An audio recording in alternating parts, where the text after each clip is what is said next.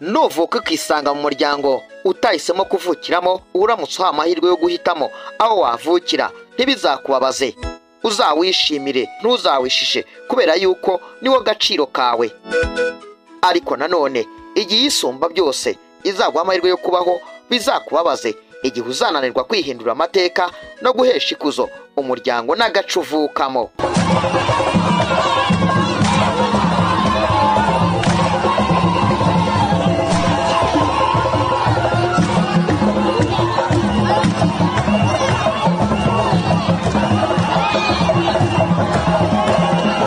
Mama we, utubeshya yuko ubu ngubu ari ubukwe cyangwa se byari ibirori by'abakomeye.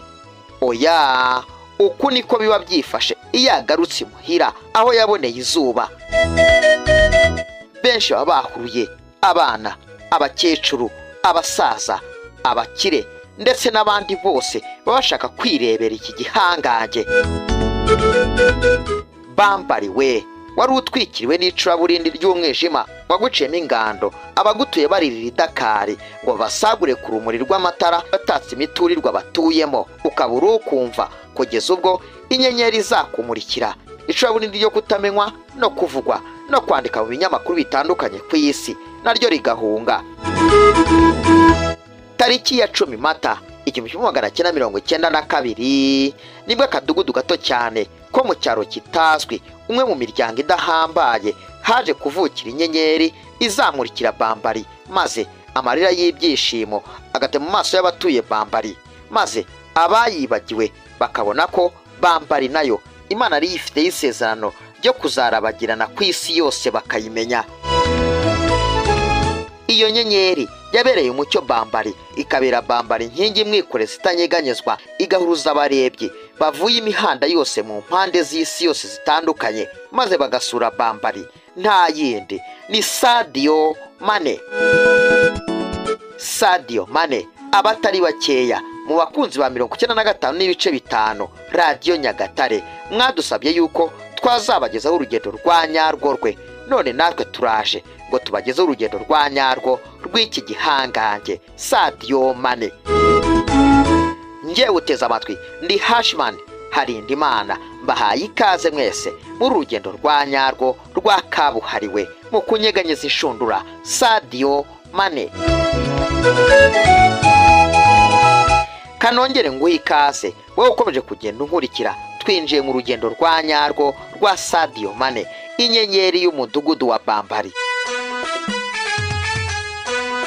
Ese ubundi yaruhereye hehe? Yarukozemo iki mu bijyanye no guhesha amakipe yakiniye ibikombe, imidari, gutwara ibihembo no guca uduhigo dutandukanye?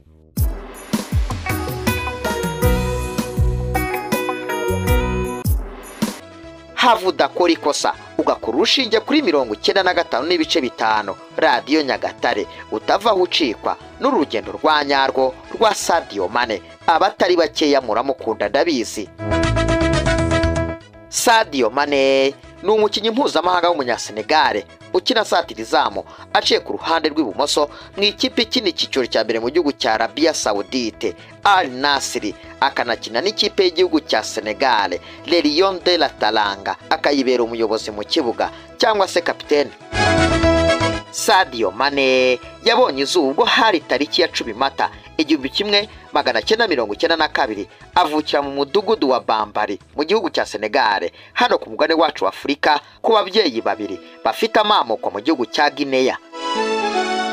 Uyu mugabo w'imyaka 32 y'amavuko n'uburebure bwa metero 1 na santimetero 75, ubwo yavukaga yisanze mu muryango ukennye kandi w'abana benshi mu kazu gato cyane biberagamo. Sadio Mane nyuma yo kuvuka akisanga mu muryango w'abakene, aho kwikora ku munwa byari bigoye, igitekerezo cyaje kumuzamo maze kimwumvisha yuko inzira yonyine yo kurimbura ubukene bwari bwaraciye ingando mu muryango we ari ukwerekeza mu mwuga w'umupira w'amaguru. Sadio Mane yatangiye kuwukinira mu duhanda duto duto turi muri kiriya cyaro kiwabo, umudugudu yavukagamo wa Bambari, ndetse impano yitangaza benshi barumirwa. Sadio Mane ibintu byaje kuba bibi cyane ubwo yari afite imyaka 7 gusa y'amavuko, kubera yuko papa we yaje gupfa maze ubuzima burushaho gukomera. Mane yabanye na mama we imyaka igera ku 8 yose arimo kumufasha kwita ku bavandimwe be ise yari yaramusigiye. Sadio Mane ubwo yari yujuje imyaka 15 gusa y'amavuko yasanze ko inzira imwe rukombe yamufasha gusoza inzozi ze zo kuzavamo umukinnyi w'igihangange ari uko yava mu cyaro cy'iwabo cy'Ibambari maze akerekeza mu murwa mukuru w'igihugu cya Senegal Dakar. Umuryango we wabyakiriye neza maze nawo ukusanya two warushoye twose baherezo witwa Sadio Mane bamwifuriza kuzahaha karonka muri ayo mahanga y'iwabo mu gihugu cya Senegal agiye kwerekeza Dakar. Sadio Mane yaryamye ataryamye asinzira adasinziriye maze bukeye bwaho niko kubaduka ajya kureba inshuti yo mu bwana bwe yitwaga Like Djibouni ayisaba yuko yamufasha kwerekeza Dakar. Bigaragare yuko Like Djibouni we yaramenyereye kujya Dakar. Sadio Mane yatangiye gukurikirana iby'inzozi ze ahereye mu gakipe katazwi cyane hariya mu murwa mukuru Dakar, agakipe kitwa Mbolo abo yaje gukina ikipe yayo y'abana. Mu mwaka wa 2009 nyuma yo guca ibintu mu ikipe ya Mbolo, abascout b'ishuri ry'umupira w'amaguru Generation Foot baje kumubona. Ubuhanga bwa Mane bwabateye ubwoba niko guhita begera ikipe ya Mbolo maze bumvikana buri kimwe cyose cyashobokaga bahita batwara uwitwa Sadio Mane maze umwuga wa butangira ubwo. Mbega we ibigwi n'amateka bya Sadio Mane ntiwabivuga ngo birangize. Ni igitabo kigari cyane rwose kandi gifite amapaje menshi, ariko munyemerere tugaruke maze twirebere uko yakoze urugendo rwe rutari rutoya mu bijyanye n'umupira w'amaguru nuko yagiye ahindaguranya amakipe. Turebe ibikombe yagiye atwara, imidari, ibihembo n'uduhigo yagiye aca. Sadio Mane kuva mu mwaka w'imikino 2009-2011 yacaga ibintu mu ishuri ry'umupira w'amaguru rya Generation Foot. Mu mwaka wa 2011 yahise ava ku mugane wacu Afurika niko kwerekeza hariya ku mugane w'Iburayi mu ikipe ya Metz ya kabiri, dore yuko iyi kipe ya Metz yari ifitanye umubano udasanzwe n'ishuri ry'umupira w'amaguru rya Generation Foot. Iyi kipe ya Metz ya kabiri yakinaga icyiciro cya kabiri mu gihugu cy'Ubufaransa Ligue 2 maze ahita atangira kuwukina nk'uwabigize umwuga. Sadio Mane mu ikipe ya Metz ya kabiri yakomeje kwitwara neza, byaje kumuha amahirwe yo kuzamuka akajya mu ikipe ya mbere ya Metz yakinaga icyiciro cya mbere mu gihugu cy'Ubufaransa France Ligue 1. Kuva muri 2011 kugeza 2012 yakiniye ikipe ya Metz imikino igera kuri 12 yose maze aza gutsindamo ibitego 2 byonyine. Mu mwaka wa 2012 Sadio Mane wari wagize umwaka udasanzwe mu ikipe ya Metz yahise akomereza urugendo rwe mu gihugu cya Autriche mu ikipe ya Red Bull Salzburg. Iyi kipe yaje kumutangaho amafaranga asaga miliyoni 4 zose z'amayero. Mane ageze mu ikipe ya Red Bull Salzburg yanyeganye ishundura karahava ibitego aratsinda sinakubwira. Sadio Mane! A goal by the African Footballer of the Year. Ngayo nguko Sadio Mane mu mikino igera kuri 63 yakiniye ikipe ya Red Bull Salzburg yabashije kuyitsindamo ibitego 31 byose maze mu mwaka w'imikino 2013-2014 ayifasha kwegukana ibikombe bigera kuri 2, icya shampiyona ndetse n'igikombe cy'igihugu. Muri 2014 Sadio Mane mu isoko ry'igura n'igurishwa ry'abakinnyi hari mu mpeshyi birumvikana ikipe ikina icyiciro cya mbere mu gihugu cy'Ubwongereza Southampton yaje kumubona maze ihita yerekeza mu gihugu cya Autriche muri Red Bull Salzburg maze ihita ishora amakayabo ka miliyoni 11 zose n'ibihumbi 800 by'amapaundi ihita imwegukana ashagahigo ko kuba ari we munyafurika wari uguzwe amafaranga menshi cyane muri kiriya gihe cye yerekeje muri shampiyona y'igihugu cy'Ubwongereza. Muri Southampton Sadio Mane yakomeje kurasa adakura mu ruge ibitego aratsinda sinakubwira. The cut inside and that one will count. Sadio Mane now gets that second goal of the season and now it's 4 for Bayern. Sadio Mane yahise ashyira agahigo gashya ko gutsinda hat-trick cyangwa se ibitego 3 mu gihe gito cyane kitigeze kibaho, kubera yuko Sadio Mane yatsinze hat-trick cyangwa se ibitego bitatu mu masegonda agera ku 176 yose. Hari mu mukino wabaye muri 2015 ubwo ikipe Aston Villa yanyagirwaga n'ikipe Southampton ibitego 6 byose kuri kimwe. Sadio Mane wubwe yitsindemo ibitego bitatu. Kuva muri 2014 kugeza 2016 yakiniye Southampton imikino igera kuri 37 yose, niko gutsindamo ibitego 21. Mu mwaka wa 2016 ikipe ya Liverpool Football Club nyuma yo gutakaza Philippe Coutinho akerekeza mu ikipe FC Barcelona yakinaga icyiciro cya mbere mu gihugu cya Espagne, yasanze yuko igisubizo nta kindi ari ukwerekeza mu ikipe y'abatagatifu cyangwa se Southampton igakoresha rya tegeko ry'ishyamba n'inyanja, aho inyamaswa nini zirya intoya naho ibifi binini bigatungwa n'udufi dutoya, maze ikabatwara Sadio Mane. Liverpool yahise ijya mu ikipe ya Southampton maze yishyuramo miliyoni 34 zose z'amapaundi, ihita yegukana iki kirangirire. Sadio Mane yabaye umukinnyi w'Umunyafurika uguzwe amafaranga menshi mu mateka ya Premier League muri icyo gihe cye. Sadio Mane ageze muri Liverpool yasanze abagabo bagera kuri 2, abo nta bandi ni Mohamed Salah ndetse na Roberto Firmino, maze bubaka ubusatirizi bw'umuriro ku mugabane w'i Burayi ku buryo bashoboye kugeza ikipe ya Liverpool ku mukino wa nyuma wa UEFA Champions League inshuro zigera kuri 2 zose zikurikiranya. Hari 2018 ubwo batsindwaga n'ikipe ya Real Madrid ku mukino wa nyuma, ndetse 2019 bongera kugaruka, ariko ahangaho baza kucyegukana batsinze ikipe ya Tottenham Hotspur.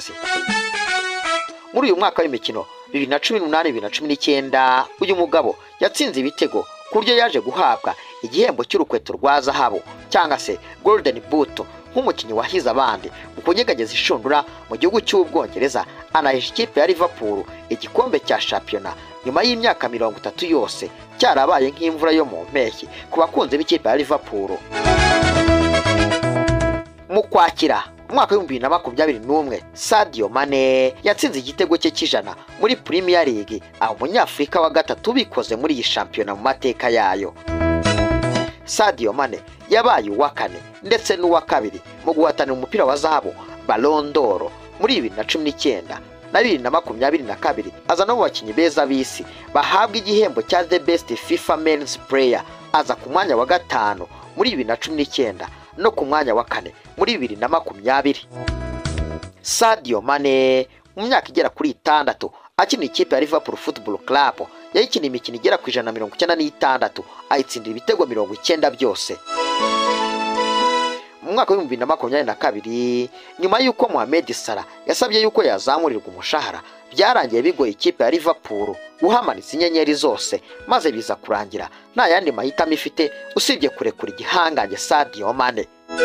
Ntabwo byatinze Sadio Mane baramurekuye, maze ahita ava mu gihugu cy'Ubwongereza yerekeza mu ikipe ya Bayern Munich, ikindi cyiciro cya mbere mu gihugu cy'Ubudage, German Bundesliga. Kuva muri 2022 kugeza muri 2023 Sadio Mane yakiniye ikipe ya Bayern Munich imikino igera kuri 25, ayitsindamo ibitego 7 byonyine, ndetse aza no kwihesha igikombe cya shampiyona German Bundesliga. Sadio Mane nyuma yo kubona ko Abadage batamukunze, harimo no kugenda ashwana bya hato na hato na bamwe mu bakinnyi bagenzi be bakinanaga muri Bayern Munich nka Leroy Sané, Jamal Musiala, byaje kurangira mu mwaka wa 2023 azinze utwangushye, maze ajya kwirira amafaranga y'Abarabo mu ikipe ya Al Nassr, ikindi cyiciro cya mbere mu gihugu cya Arabia Saudite, ari na hari na maginga ya ngaya. Sadio Mane mu mikino igera kuri 56 amaze gukina ikipe ya Al Nassr, amaze kwitsindamo ibitego 20 byose. Ese Sadio Mane hari icyo yaba yarafashe ikipe y'igihugu cya Senegal? Igisubizo ni yego, kubera yuko kuva yatangira kuyikinira mwaka wa 2012 ayere mu makipe y'abato kugeza amaginga ya ngaya yashoboye kuyijyana mu mikino ya Olympique yo muri 2012, ndetse aza no kuyijyana mu gikombe cya Afrika AFCON inshuro zitari nkeya, dore yuko 2015 yayijyanyeyo, ayisuzayo 2017, yewe 2019 nabwo ayijyanayo, 2021 ntiyigeze ihasiba, ndetse yongera kuyisuzayo 2023. Sadio Mane amaze kugeza ikipe y'igihugu ya Senegal ku mukino wa nyuma w'igikombe cya Afrika inshuro zigera kuri 2 zose, dore yuko muri 2019 yaje kuyigezayo, ariko ubwo amahirwe make baza gutsindwa n'ikipe ya Algeria igitego kimwe ku busa, baza kukibura gutyo. Ariko muri 2021 baje badakina, baza ari intare koko zo mu misozi ya Talanga, maze ikipe y'u Senegal ihita yegukana iki gikombe. Sadio Mane yahise aba umukinnyi mwiza w'irushanwa, maze muri 2022 atorwa nk'umukinnyi mwiza w'umunyafurika, atwara Ballon d'Or nyafurika. Sadio Mane yashoboye kandi gufasha ikipe y'u Senegal kwerekeza mu kino gikombe cy'isi cya 2018 cyari cyabereye mu gihugu cy'Uburusiya. Ngayo nguko ngurwo urugendo rwa nyarwo rwa Sadio Mane, inyenyeri y'ibambari mwari mwasabye muri benshi. Nuko soje urugendo rwa nyarwo rw'uyu munsi, reka mbashimire. Ngewe nari Hashman Harindimana, inema y'Imana ibaganzeho mwese.